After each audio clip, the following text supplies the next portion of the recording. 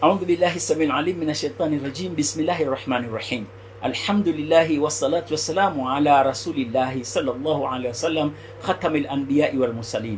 Allahumma salli ala Muhammad wa alihi wa man tabi'ahum bi ihsanin ila yaumiddin. Ulitusikiliza katika makala iliyozungumzia mambo yaliyokuwa karaha katika mwezi, mambo yaliyokuwa mubaha katika mwezi wa Ramadhan.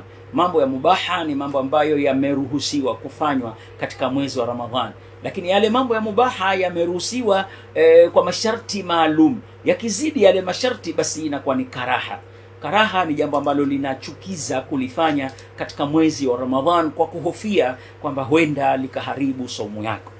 Jambo la mwanzo ambalo ni karaha ni kuonja chakula sana, kukithiri katika kuonja. Ameonja uji, mara ameonja chai, mara kaonja maziwa, kaonja boga, kaonja viazi vitamu, kaonja tena majimbi, kama ambavyo watu wengine wanapenda kupika vyakula vingi vilivyokuwa havina umuhimu. Wanakula, wanashiba mpaka wanakosa kuswali sala ya tarawehe, na hii tulisema ni jambo ambalo halipendezi. Sasa kuonja vyakula vingi sana ni jambo ambalo ni karaha, kwa sababu huenda ukanogewa wewe, au katika kuonja ile ukameza mate matamu au mate makali ambayo ya chakula yale, na saumu yako ikabadilika. Vile vile katika jambo ambalo ni karaha katika mwezi wa Ramadhani ni kutia udhu ukabaleghisha, au ukasukutua ukabaleghisha. Kubaleghisha kuko aina mbili. Anaweza akasukutua mtu halafu maji akayatia tena akafanya alafu akayatema, huko kunaitwa kubaleghisha katika mdomo. Anaweza pia kuyatia katika pua alafu akafanya akavuta kwa ndani, hiyo vile vile ni kubaleghisha katika pua. Mtume sallallahu alaihi wasallam alisema kutokana na hadithi ya Laqiti ibn Sabira, hadithi ambayo amepokea Imamu Abu Daud, hadithi 2366. Mtume sallallahu alaihi wasallam, qala Rasulullah sallallahu alaihi wasallam, baligh, unaweza ukabalighisha fil istinshaqi illa an takuna swaima, unaweza ukabalighisha katika kusukutua ila utakapokuwa umefunga. Kwa hivyo utakapokuwa umefunga unakatazwa kubalighisha kwa kutia maji puani na kusukutua. Na Imamu Shawkani anasema yeye katika Nailul Awtar kwamba ni karaha kwa mfungaji kubalighisha katika kusukutua na kufikisha maji puani. Na yeye Imamu Shawkani katika Nailul Awtar amesema ikiwa atabalighisha na atafikisha maji yake puani, saumu yake itabatilika moja kwa moja. Na hii ni kauli ya Malik, kauli ya Shafi na kauli ya Abu Hanifa. Na kwa hivyo ni kauli ya jamhur. Kama umebalighisha halafu maji yakaingia, basi utakuwa umefunguza. Na isipokuwa kauli ya Imam Ahmad. Imam Ahmad yeye anaona kwamba madhali umebalighisha, hujakusudia kunywa maji wala hujakusudia yafike kooni, yakafika, basi anaona yeye kwamba si tatizo. Lakini kauli iliyo kwa madhubuti hapa ni kwamba ukibalighisha na yakifika maji kooni yakaingia kwa bahati mbaya, basi itakuwa umefungua siku hiyo.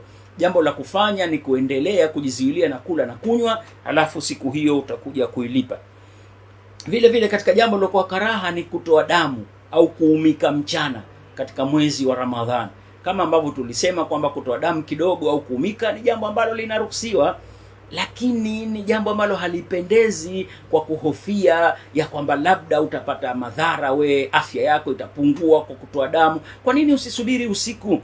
Kwa hivyo jambo lililokuwa zuri zaidi ni kusubiri usiku ukatoa damu, au kusubiri usiku piga chuku. Mambo yote haya mawili unaweza ukasubiri usiku. Kwa hivyo ukiyafanya mchana itakuwa ni karaha, ni jambo ambalo halipendezi. Vile vile jambo la 4 lilokuwa karaha, kumbusu mke mchana wa mwezi wa Ramadhani. Na hili tulilizungumza, ni kwamba ukimbusu mke alafu ukitokwa na manii kwa kumbusu mke utakuwa umefungua. Na kwa hivyo haipendezi mtu kumbusu mkewe mchana wa mwezi wa Ramadhani, akatumia kigezo kama Mtume sasa alikuwa akafanya. Mtume sallallahu alaihi wasallam alikuwa ana uwezo wa kujizuia na matamanio yake, na wewe huna uwezo huo. Kwa hivyo kumbusu mke mchana ni jambo lililokuwa la haram. Yani ni jambo ambalo lilikuwa ni karaha, na itaingia uharamu ukitokwa na manii. Ukitokwa na manii ukimbusu mkewe mchana, funga yako itaharibika. Je, ukimbusu mke mchana alafu ukatokwa na manii na hamu zikakupanda ukashindwa kujizuia ukamuingilia mchana wa mwezi wa Ramadhani, hukumu yako ni kuilipa ile siku na kulipa siku 60, kufunga siku 60 mfululizo. Na hii itakuwa ndio adabu ya kufanya jambo hilo. Kwa maana basi kule kumbusu mke ni jambo ambalo ni karaha, kwa sababu linaogopewa utaingia katika madhambi. Jambo jingine ambalo halipendezi ni kushiba sana, kula ukashiba sana. Watu mara nyingi Ramadhani wanaendekeza uroho. Ramadhani watu wanawachokesha wake zao kwa mafutari mengi. Wanawake wanalalamika, wanapikishwa futari 6, 7, alafu sijui na katilesi na kaimati, alafu vile vile na sambusa alafu vile vile na visheti. Alimradi manake mtu anakuwa yumo katika kupika tu kuliko kwa hakuna umuhimu. Alafu mwishoni wa vyakula vile vinaliwa kidogo, vilobakiwa vinatupwa kwenye madustbini na mambo mengine. Wataalamu wa kiafya wanashauri kwamba mtu ale kidogo wakati anafungua ili aweze kupata faida hiyo ya saumu. Na nimesema kwamba ni vizuri mtu apime kwanza uzito wake kabla hajaingia katika saumu, au ameshaingia sasa hivi katika saumu apime uzito wake, alafu ajitizame wakati atapomaliza saumu. Je, atakuwa bado uzito umepungua? Kama uzito umepungua, basi anapata faida ya saumu. Kama uzito umeongezeka, amekosea katika masuala ya kufutari. Vile vile katika mambo ambayo yanakatazwa katika kufutari ni kufutaria sigara. Sigara ni haramu moja kwa moja kwa fatwa ya maulama ya sasa hivi. Vile vile jambo ambalo halipendezi kiafya ni kufutaria soda au kufutaria maji ya baridi sana. Mtu kachukua maji ya baridi ndo anafutaria, hasa kutokana na joto. Mwili unakomfanya kazi una joto sana, kwa hivyo kul mara moja basi inaweza katokea madhara. Au ukafutari kwa kahawa kama ambavyo watu wengine wanafanya, ni jambo ambalo kiafya linakuwa halipendezi. Vile vile unatakiwa ufutarie iftari nyepesi, kwa mfano tambi, labda boga, iftari zile ndogo ndogo ambazo ni laini kidogo, na ule matunda mengi wakati huo wa kufutari. Vile vile matikiti, hasa yale matunda ambayo yana maji, matikiti, vile vile matango na matunda ambayo yanarudisha yale maji. Na katika vitu ambavyo havipendezi katika kufutari ni vitu vyenye sukari nyingi. Kwa mfano ukafutari kwa keki nyingi, au vyenye mafuta mengi, kwa mfano sambusa nyingi mtu akafutaria, au akafutaria keki nyingi, au ukafutaria chipsi. Ni jambo ambalo vile vile halipendezi kiafya, linaharibu afya. Daku inatakiwa iliwe usiku saa 10 kama tulivyosema, na siku hizi kwetu Zanzibar unaweza ukala daku mpaka saa 11 pia, na ukawa uko katika nafasi nzuri kabisa. Saa 11 unaweza ukamaliza kula daku. Kwa hivyo daku mtu ale ashibe, futari ale kidogo, ili aweze kwenda kuswali sala ya tarawehe. Na saumu kiafya inatakiwa imjenge yeye kiafya, kwamba sukari zilizokuwa mwilini ziyayuke, mafuta yaliokuwa kwa mwilini yayuke, uzito uliokuwa mkubwa upungue. Basi kufutari, basi iftari kwa tende, iftari kwa tende na maji, alafu kula chakula kidogo tu, kwa sababu Mtume sallallahu alaihi wasallam asema ma mala adamiyu wi'ain sharru min batni, hajajaza mwanadamu kiungo chochote kibaya zaidi kuliko tumbo lake, kama alivyopokea Imam Tirmidhi hadithi 2380.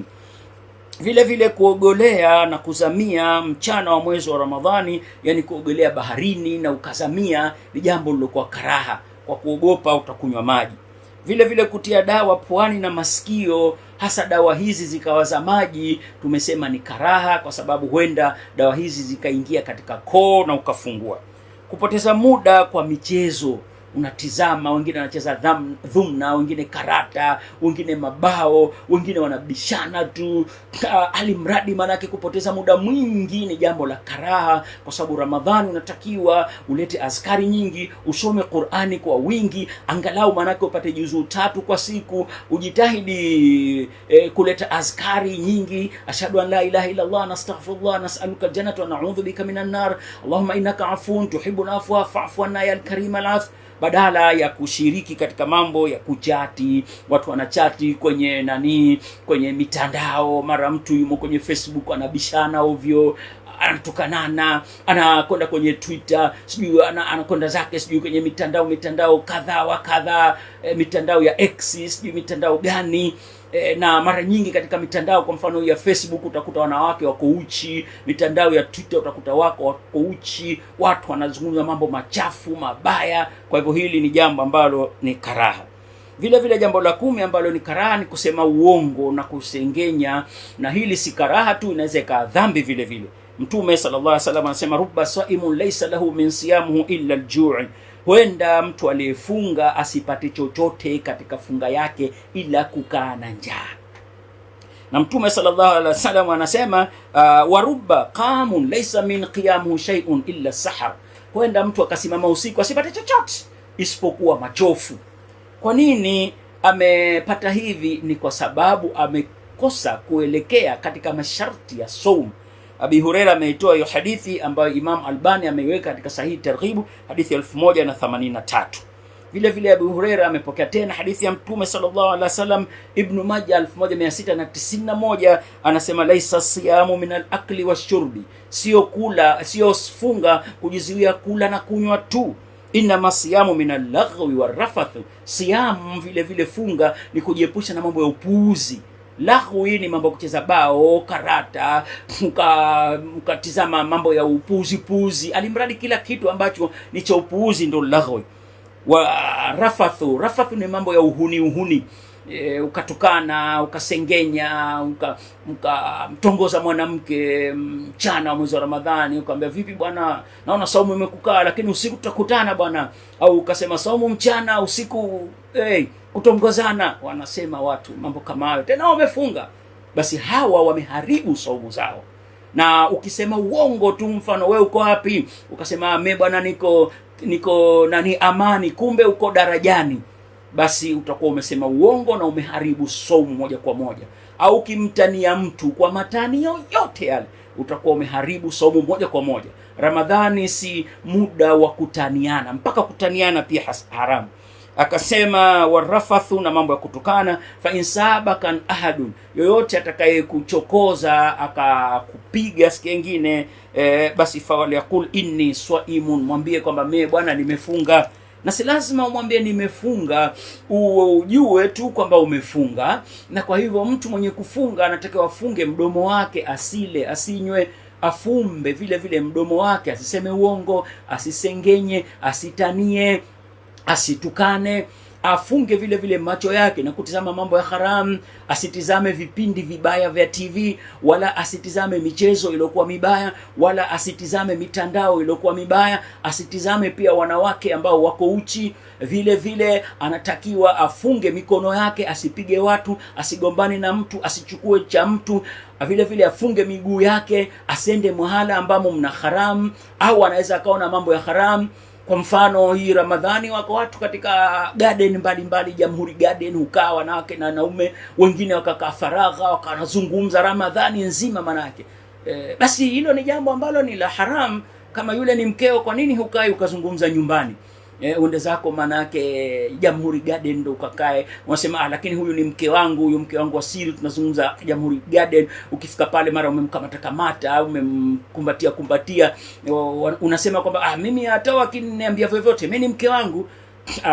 Imamu Ibn Bazi anasema katika hoja ambayo amepokea vile vile Ibn Taymiyyah kwamba mtu kwenda njiani akambusu mkewe hadharani au akamkumbatia mkewe hadharani na watu wanamuona, ni jambo la haramu.